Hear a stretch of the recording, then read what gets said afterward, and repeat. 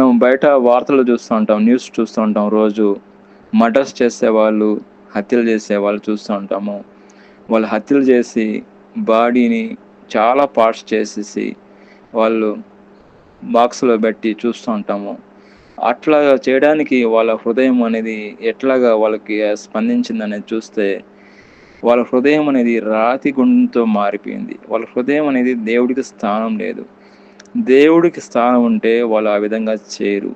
దేవుడికి స్థానం లేదు కాబట్టే వాళ్ళు ఆ విధంగా హత్యలు చేయడం జరిగినది. అదే విధంగా వాళ్ళు అదే విధంగా చేయడానికి ప్రేరేపించబడినారు. కాబట్టి మనం చూసుకుంటే మనకు అలాంటి వాళ్ళు ఎవరైనా ఉంటే మనం చేయాల్సింది ఒకటే, వాళ్ళ గురించి మనం దేవుడి దగ్గర విజ్ఞాపన చేయాలి. వాళ్ళ దగ్గర గురించి దేవుడు కన్నీటితో వాళ్ళ గురించి ప్రార్థన చేస్తే దేవుడు వాళ్ళలో గొప్ప మార్పు తీసుకొస్తాడండి.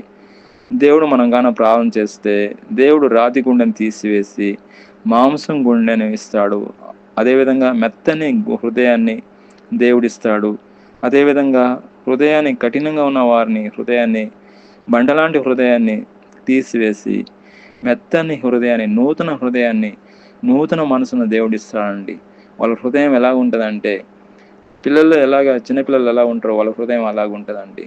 కాబట్టి మనం చేయాల్సింది ఒకటి, అలాంటి వాళ్ళు ఎవరైనా ఉంటే మన బంధువులు కానీ, మన స్నేహితులు కానీ, ఇరుగు పొరుగు వారు కానీ ఉంటే మనం వాళ్ళ గురించి దేవుడిచ్చిన ఒకే ఒక ఆయుధం ఏంటంటే ప్రార్థన.